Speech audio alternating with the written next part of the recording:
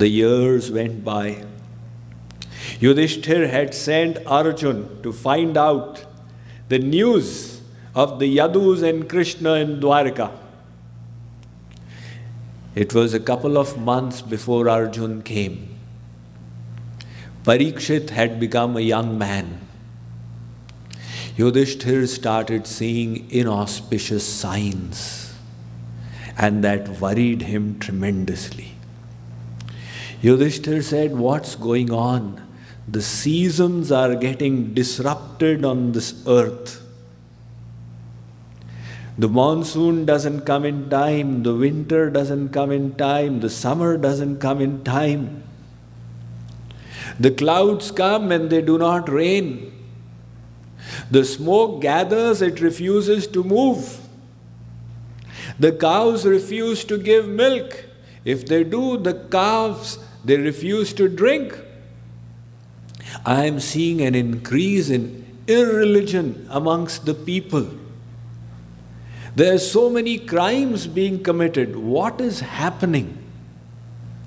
Is it that the Supreme Lord Sri Krishna, who had so mercifully displayed his pastimes upon the planet Earth, has brought his pastimes to a close and departed?" Arjun began thinking in this manner when he found, Yudhishthir began thinking in this manner when he found Arjun returning from Dwarka. Arjun's face was fallen, his stage, his luster had disappeared, and he was dragging his feet. Yudhishthir said, "Arjun, what is the matter? Why has your luster disappeared? Is it because of some crime? Or is it because of some very bad news? What is going on? Please share with me what you wish to have, what you are harboring."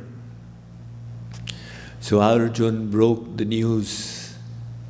He said that Sri Krishna, by whose power we were glorious, and by whose power we performed amazing feats, and who was the soul of our souls, the basis of our life, he arranged for the Yadus, his family members, to fight amongst themselves and finish themselves off, and then he himself closed his pastimes. He has departed from the world. So Arjun was heartbroken. His throat was full with emotion. He could hardly speak.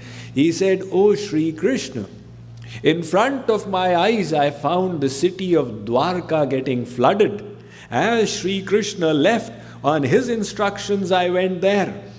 And he had asked me to take the queens with me to Hastinapur. In front of my eyes I found that the ocean water is coming and flooding into the city of Dwarka, and Dwarka got submerged. The few who were coming with me, the same Arjun, with the same Gandiv, had lost all power, and the Bhils, the tribals, attacked me on the way. I did not even have the strength to defend myself against them." So moment Kunti Devi heard that Sri Krishna had departed, she immediately went into a room. Her devotion was so intense, her life airs departed from her soul.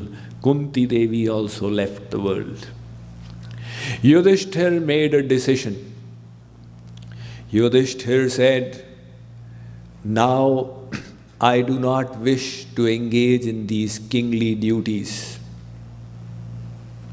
Kali Yuga has made its appearance, the age of Kali. I am totally detached.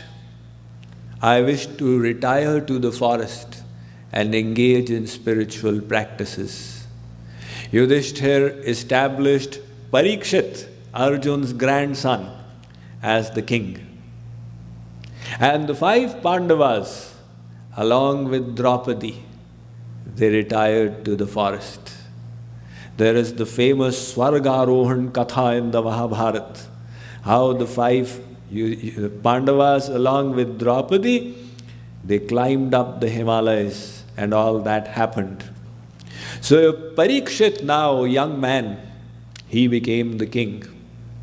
He started ruling in a wonderful, righteous manner. And under him, there was prosperity, justice, peace in his kingdom. He had a few children. The eldest of them was Janmejaya. Those who have read the Mahabharata, etc., they regularly meet Janmejaya. So Parikshit one day was traveling in his kingdom. The kings used to go and check the state of their kingdom. So he went to one place and he found a cow, a white cow, crying. And by the side of it was a bull standing on one leg. The bull was moving on one leg. The cow was shedding tears. This cow and bull were engaging in conversation. The cow was actually Mother Earth personified. And the bull was Dharma, religiosity. So they both were engaging in conversation and Parikshit heard their discussion. The bull was asking the cow, "Why are you crying? Are you seeing my unhappiness and that is why you are crying?" Because the bull had one leg only, 3 legs broken. So the bull was consoling the cow that, what is happiness and what is misery in this world? These are all relative terms. One poor person in the slums, if they get a square meal, they feel happy. I could eat so much. And one Sethji, if he doesn't get badam barfi, he is unhappy. So what is happiness? What is unhappiness? One person is unhappy because the air conditioning was not working, and one person is sleeping in the heat while the mosquitoes are biting. Once I was staying in a dharmashala with lots of mosquitoes in India. So there were different, some poor people also staying there. And this little girl, I found her face full of these little pimples. So what happened? So she said, "These mosquito bites."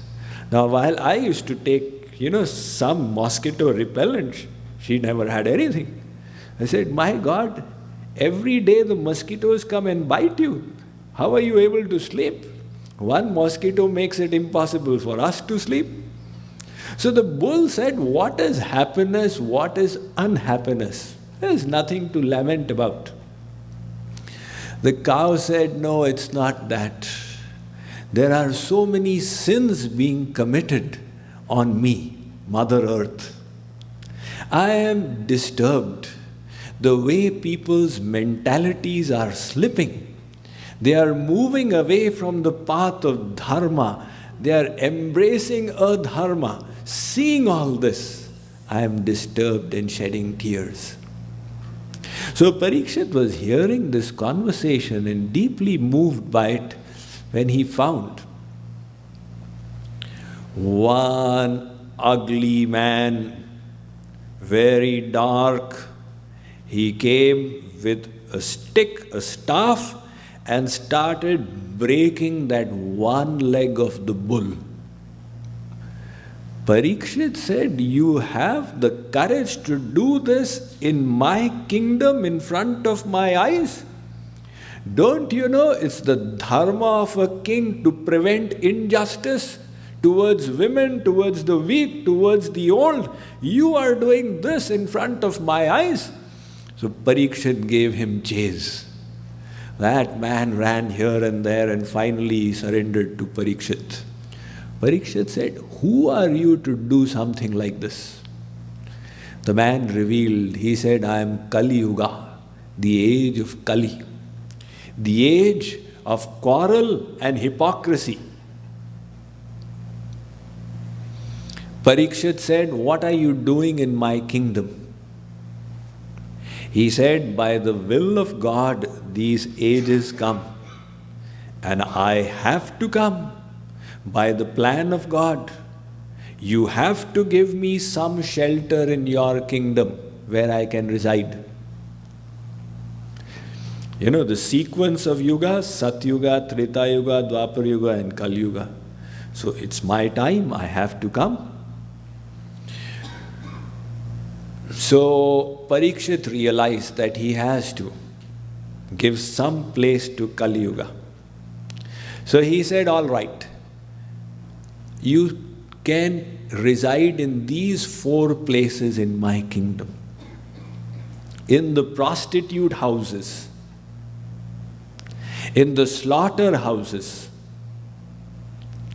in the gambling dens, and in the liquor bars. From there, you can increase your influence if you wish." Kali Yuga said, "These places don't exist in your kingdom. You are saying go to these 4 places, they don't exist in your kingdom. Give me some solid place where I can reside." Parikshit said, "All right, as a special concession, a 4th place as well. You are welcome to reside in gold." So now Kali Yuga got an entry point. So wherever there was gold, through that Kali Yuga would increase his influence. Now the time had come, time was progressing. So Parikshit, one day he put on a golden crown. He did not remember that he had given this boon to Kali Yuga that you can reside in gold. He put on the golden crown and he went out for a hunt. The kings of those days, they used to hunt. So in the forest, he came to a hut. He was feeling thirsty. He thought, maybe this hut of some sage, I can get some water. He entered the hut and Shamik Rishi was sitting there in deep meditation, oblivious of the goings on outside. So Parikshit's duty was to respect this great sage, but Kali Yuga had begun affecting his intellect. He said, "Oh sage, I want water. Don't pretend you are in meditation. Give up this acting and give me some water." Shamik Rishi was motionless in his meditation. Parikshit felt insulted. There was a dead snake lying nearby. Parikshit picked up the snake with a stick and placed it around Shamik Rishi's neck as a garland, as an insult, and went off from there. Now, having gone back, Parikshit started regretting what he had done. He thought, that's not the way to respect a sage. No matter what he was doing, it was my duty to show my respect to him. What did I do? There, Shamik Rishi's son, Shringi, had gone for a bath in the river. And with his mental ability, he came to know what had happened. When he returned, he found the snake on his father's neck, and Shringi felt insulted. He said, "These kings, they are supposed to be the protectors of the people, and look what they do. They have no sense of dignity, of devotion, of respecting the wise and the aged. I curse him."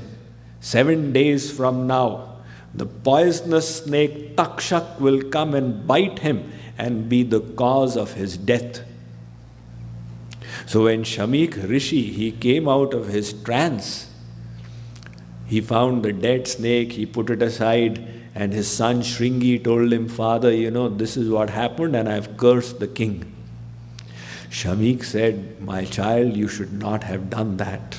It's because of the king that the people are protected. He is a righteous king following dharma, and you have cursed him. At least go and tell him what you have done. He doesn't even know that he's been cursed. So Shringi went to inform Parikshit, coming to know that he had been cursed to die in 7 days. Now imagine if any of us came to know that, how disturbed we would be. But look at Parikshit's equanimity based on detachment. He was informed he is going to die in 7 days from the bite of Takshak. Parikshit said, all right, never mind. Everybody is going to die in 7 days. There are only 7 days.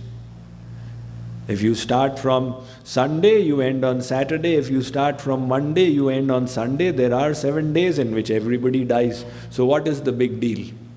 He said, never mind now. Forget it. I'm not going to go to some Mahatmas, Babaji, please give me some vibhuti so my life gets enhanced. Never mind. Just accept it. Sheer acceptance. He rejected his kingdom like a blade of straw. Imagine he was Chakravarti Samrat, the great emperor, and he walked off even without giving any instructions. Oh, after me, the gas is on the stove, you have to do this, I did not lock this and my bank account. He just walked off. His eldest son was 7 years old, Janmejaya. You take care of yourself, I know God is taking care. Now my priorities have changed. He rejected the whole kingdom. He renounced it as if it was a blade of grass. And he went to the banks of the Ganges. There he sat down. Now, the sages of the universe, via their divine internet, they came to know that something special is going to happen. They all started gathering there. Ved Vyas came. His Guru Parashar came. His Guru Shakti came. His Guru Vasisht came. Other sages, Atri came, Pulastya came, Pulaha came. They all gathered there. Parikshit was sitting, having given up eating and drinking. So the sages said, we hear you have been cursed to die in 7 days. Parikshit said, O sages, a curse is something that causes misfortune. In my case, I am having the good fortune of the darshan and association of all of you. Who can call this a curse? If as a result of something, I'm having the opportunity to have darshan of such elevated saints, should I call it a curse or a blessing? But I don't wish to waste time in artificial etiquette and formalities. I have some questions and I would like answers for them. The Vyas Asan, the speaker's seat, was laid out in front of all of them. Who will become the Vyas, the speaker? These great sages, they did not go there to sit on the Vyasasana. All of a sudden, Ved Vyas's 16-year-old son, Shukadev, appeared. Without asking anybody, he went and sat down there. This Shukadev, his position is amazing. Now this dialogue began between Shukadev and Parikshit. So Parikshit asks him, Yat shrotavyam japyam yat kartavyam nribhi prabho smartavyam bhajaniyam va bruhi adva viparyayam. At the end of that first canto, he asks him, over the 19 chapters we've covered, at the end he says, O sage, thank you so much for coming here. I have 7 days to live. In 7 days, I wish to attain the highest welfare. Please tell me what I should do. Yat shrotavyam atho japyam yat kartavyam nrivih prabho. What japa should I do? What vrat, fast should I keep? Which holy place should I go to? What should I meditate? Should I awaken the kundalini? Should I do tratak meditation? Should I do a yagya? What is the best sadhan, means for me? Please enlighten me. So here, the first canto ends. Now we move on.